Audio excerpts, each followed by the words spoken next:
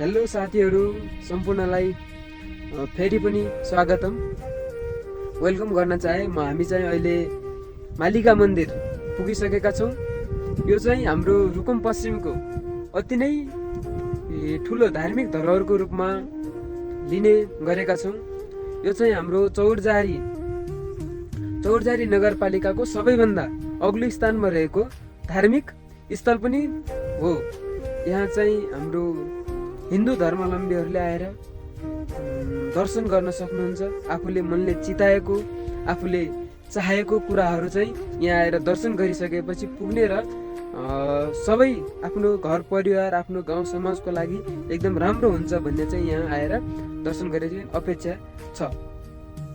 त्यस्तै यो चाहिँ हाम्रो सल्यान र रुकुम पश्चिमको सिमानामा अवस्थित छ।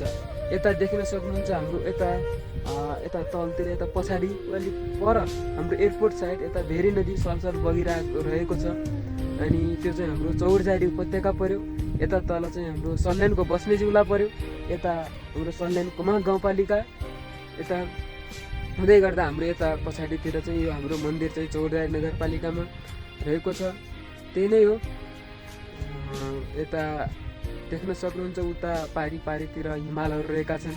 उतातिर हाम्रो अग्लो हाम्रो सायद त सबैभन्दा कर्णालीको सबभन्दा ठुलो अग्लो लेक हुनुपर्छ कुमाक लेक। उता देख्न सक्नुहुन्छ उता पृथ्वीमा पछाडितिर। यता चाहिँ हामी भाइ बहिनीहरू आएर हामी 3 भाइ बहिनी थियौँ। आज यसो मालिका मन्दिर पुग्ने जुमर्को गर्दै हामी यहाँसम्म आइपुगेका छौँ। उता दिदीबहिनीहरू उता हुनुहुन्छ आफ्नो तरिकाले मनोरञ्जन गरिरहनु भएको छ। यता खास हामीले यो मन्दिरलाई पर्यटन अहिलेको अवस्थामा हेर्दाखेरि हामीले पर्यटन प्रवर्धनको एकदम हाम्रो चौरजारीको अति नै ठुलो स्रोत घुम्न सक्छ। यो पर्यटन प्रवर्धनको चाहिँ अहिलेको रूपमा हामीले फर्स्ट टाइम हामी आउँदाखेरि चाहिँ जस्तो थियो नि यहाँ त्योभन्दा हामीले कल्पना नै गर्न नसकेको यहाँ चाहिँ विकासले गति लिएको छ। यता देख्न सक्नुहुन्छ हाम्रो सब भइरहेछ। यता खानेपानी लिफ्ट सिस्टमदेखि लिएर मन्दिरहरू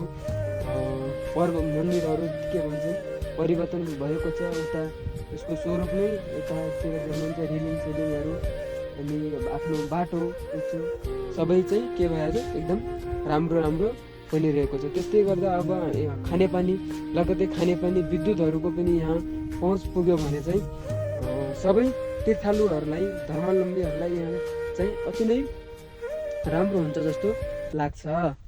त्यही अनुसार हामी चाहिँ यता रुकुम पश्चिमतिरबाट आएको चौरजारीबाट